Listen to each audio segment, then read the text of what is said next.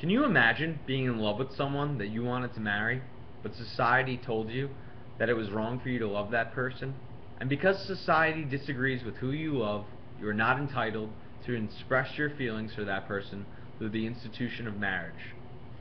Well, according to the U.S. Census Bureau, there were 593,324 same-sex couple households in 2010. Multiply that number by 2, ladies and gentlemen, and you have close to 1.2 million people that cannot legitimatize their relationship through the institution of marriage in all 50 states because society says that it is wrong to be a homosexual and be married. I have my own personal feelings about this topic, as my cousin Casey, who is 22 years old, and my first cousin is a lesbian female. I love Casey and have spent my entire childhood hanging out with her and enjoying her company on family vacations.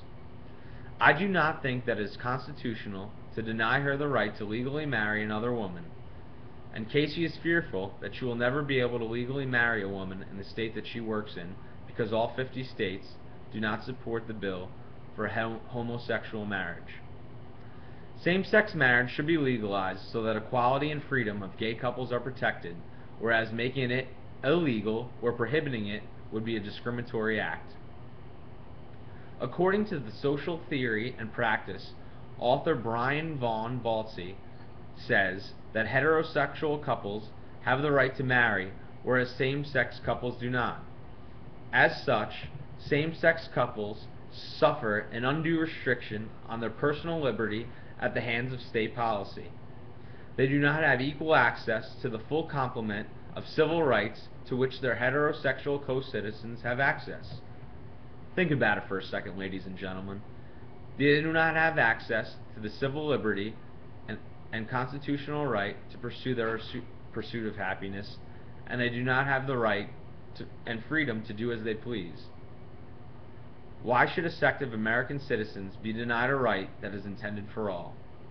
Well, Theodore Olson wrote in a magazine, Newsweek, that, in quote, legalizing same-sex marriage would also be a recognition of basic American principles and would represent the culmination of our nation's commitment to equal rights.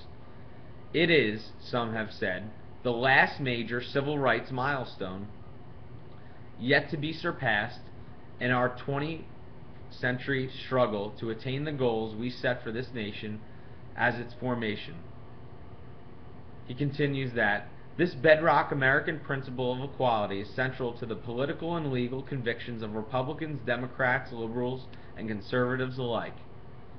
The dream that became America began with a revolutionary concept expressed in the Declaration of Independence in words that are among the most noble and elegant ever written.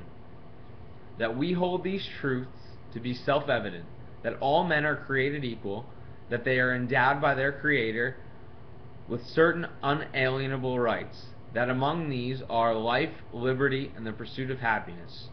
Well, ladies and gentlemen, same-sex couples don't have the right to liberty and the pursuit of happiness as status quo, as is today, as in all 50 states, that they can't be legally married. Well, by choosing to prohibit gay marriage, Olson also argues that we discourage them from forming the same relationships we encourage for others. And we are also telling them, those who love them, and society as a whole, that their relationships are less worthy, less legitimate, and less permanent, and less valued. We demean their relationships, and we demean them as individuals. I can't imagine how we benefit as a society by doing so. What Olson is saying there, and I completely agree, is that homosexual couples aren't made to feel any more secure about their relationship than the rest of society. People make them feel less worthy, less legitimate, less permanent, and less valued, as he states. These are characteristics that don't match up with American principles, which are equality and freedom for all. In conclusion, President Barack Obama stated that equality and freedom are the core of who we are as Americans, and that means freedom for all of us, not just some of us. Well, ladies and gentlemen, acceptance of same-sex marriage is one of the last great steps we need to take as a society so that true equality and freedom may be felt by all American citizens. Thank you.